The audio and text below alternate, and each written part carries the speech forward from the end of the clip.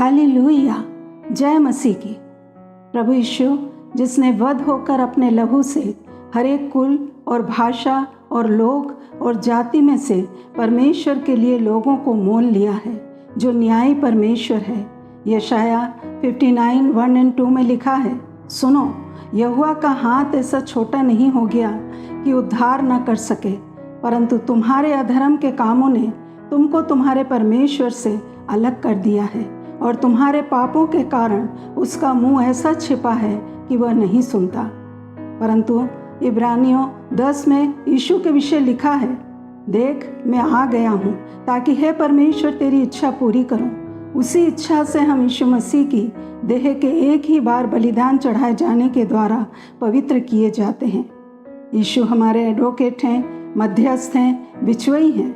वो हमारे और शैतान के बीच खड़े होते हैं और सीधे हमें पिता से जोड़ते हैं। यीशु का जीवन, मृत्यु और पुनरुत्थान ने स्वर्ग से बात करने का रास्ता खोल दिया है। जब हम क्षमा मांगते हैं, यीशु हमारे पुराने पापी जीवन को अपने लहू से कवर कर देते हैं। वो अपने स्वयं की परफेक्ट रिकॉर्ड को उस कारण के रूप में सामने कर देते हैं जिससे हमारे पाप क्षमा किए जा सकते हैं। पहला यूहन्ना 1:9 के अनुसार यदि हम अपने पापों को मान लें तो वह हमारे पापों को क्षमा करने और हमें सब अधर्म से शुद्ध करने में विश्वास योग्य और धर्मी है। वो हमारे पापों को क्षमा तो करते ही हैं, परंतु साथ ही ये जिम्मेदारी लेते हैं कि हमारे अधर्मों से हमें शुद्ध करें, क्योंकि स्वर्ग में हर एक व्यक्ति के व्यक्तिगत जीवन का रिकॉर्ड रखा जाता है, जो कि न्याय के दिन देखा जाएगा। नई सृष्टि आने से पहले प्रकाशित वाक्य में न्याय की बात होती है। परमेश्वर न्यायी परमेश्वर है। नई सृष्टि को बचाने के लिए परमेश्वर को न्याय करना होगा, परंतु यीशु की दया मध्यस्थता करती है। उनका अनुग्रह का हाथ परमेश्वर के कोप को रोक कर रखता है, पर एक दिन दया वाला हाथ उठा लिया जाएगा। जो अनुग्रह के बाहर हैं उनके लिए एक ही चीज बचेगी, और वो है क्रोध। अनुग्रह वाला हाथ अपने ऑफर को उठा लेगा और दया वाला हाथ उसे नहीं रोकेगा। आज प्रभु की दया बुलाती है, आओ पश्चाताप करो, प्रभु यीशु पर विश्वास करो। पर अंत में कुकर्म करने वालों के लिए एक ही चीज बचेगी, और वो है न्याय।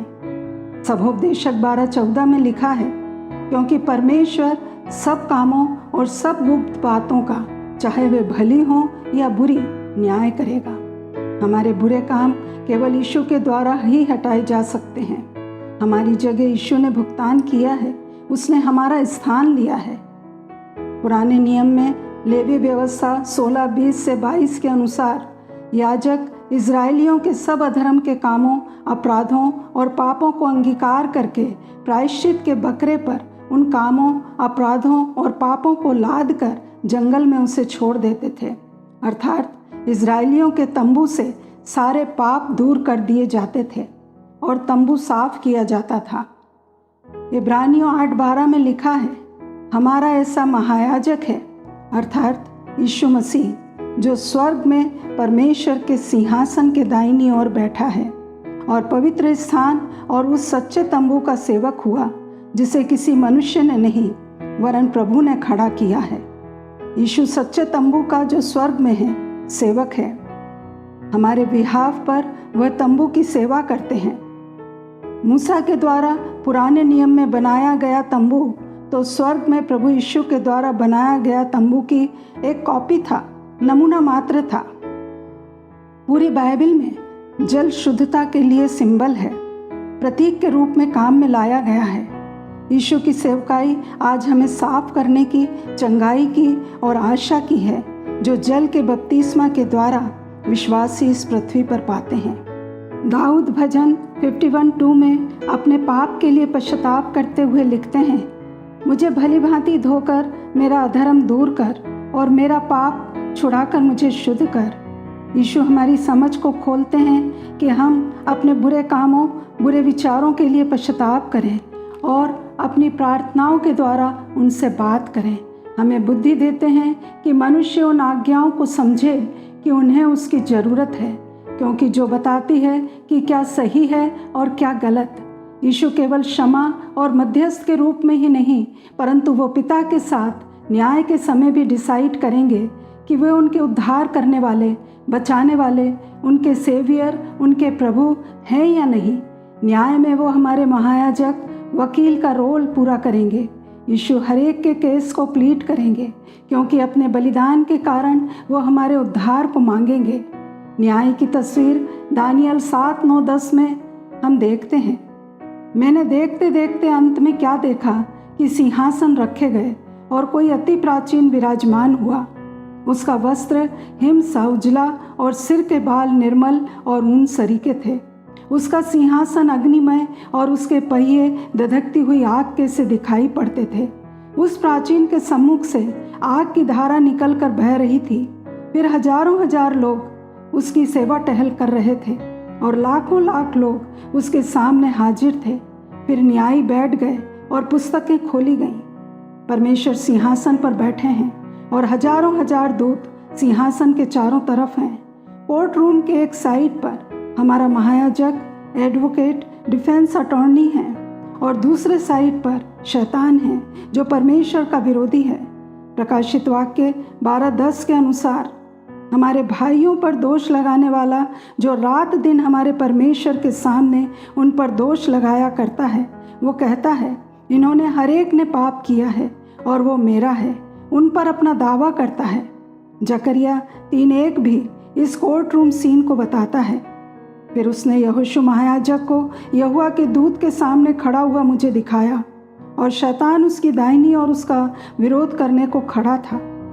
कल्पना करें, हमारा केस चल रहा है और कोर्ट रूम में बीच में हम खड़े हैं। यहोशू ने अपने को देखा और रियलाइज़ किया कि उसके कपड़े गंदे हैं। जैसा वर्ष 3 में लिखा है, यहोशू तो दूत के सामने मैला वस्त्र पहने हुए खड़ा था। शैतान ने उस पर दोष लगाना शुरू किया। उसके पुराने पाप वो कारण है जिसके लिए वो परमेश्वर द्वारा ग्रहण नहीं किया जा सकता। तब एक आवाज़ कोर्ट रूम से आई। वर्ष 2 में, तब यहोवा ने शैतान से कहा, हे शैतान, यहोवा तुझको घुड़के। वर्ष 4 में, तब दूत ने उनसे जो सामने खड़े थे कहा, इसके मैले वस्त्र उतारो। फिर उसने उससे कहा, देख, मैंने तेरा अधर्म दूर कर दिया है, मैं तुझे सुंदर वस्त्र पहना देता हूँ। परमेश्वर जो धर्मी न्यायी है, उसने यहोशू की ओर देखा। यहोशू के समान हम भी न्याय के समय गंदे वस्त्रों में हो सकते हैं, परंतु आनंद का समाचार ये है कि यीशु ने हमें अपनी धार्मिकता का वस्त्र पहना दिया। उसकी धार्मिकता हमें ढांप देगी और हमें बचाए जाने के योग्य बना देगी। जब हम अपने को उसके हाथों में सौंप देते हैं, वो हमारे केस को लड़ेंगे। वो पिता के साथ हमारे हर एक केस को डिसाइड करते हैं। वो हमारी तरफ हैं और चाहते हैं हर एक अपने पापों से बचाया जाए और अनंत काल तक उनके साथ रहे। प्रकाशित वाक्य 3:5 में लिखा है, जो जय पाए उसे इसी प्रकार श्वेत वस्त्र पहनाया जाएगा और मैं उसका नाम जीवन की पुस्तक में से किसी रीति से ना काटूंगा, पर उसका नाम अपने पिता और स्वर्गदूतों के सामने मान लूँगा। हमारा भाग ये है कि हम उसके इस अनुग्रह को एक्सेप्ट करें, अपना जीवन उसके हाथों में सौंपें कि वो हमें लीड करें। वो हमारे बचाए जाने से आनंदित होते हैं। हमें न्याय से घबराने की ज़रूरत नहीं है। यीशु हमारी तरफ हैं। सपनिया 3:17 में लिखा है, वह उद्धार करने में पराक्रमी है, वह तेरे कारण आनंद से मगन होगा। सारे केस फाइनल होने के बाद यीशु कहते हैं प्रकाशित वाक्य 20:11 और 12 में, क्योंकि समय निकट है, जो अन्याय करता है वह अन्याय ही करता रहे, और जो मलिन है वो मलिन बना रहे, और जो धर्मी है वह धर्मी बना रहे, और जो पवित्र है वह पवित्र बना रहे। देख, मैं शीघ्र आने वाला हूँ और हर एक के काम के अनुसार बदला देने के लिए प्रतिफल मेरे पास है। अब इंटरसेशन का काम पूरा हुआ। अंतिम पाप भी हटा दिया गया। स्वर्गीय तंबू पाप से पूरी तरह साफ कर दिया गया। पुत्र और पिता का न्याय कंप्लीट हुआ।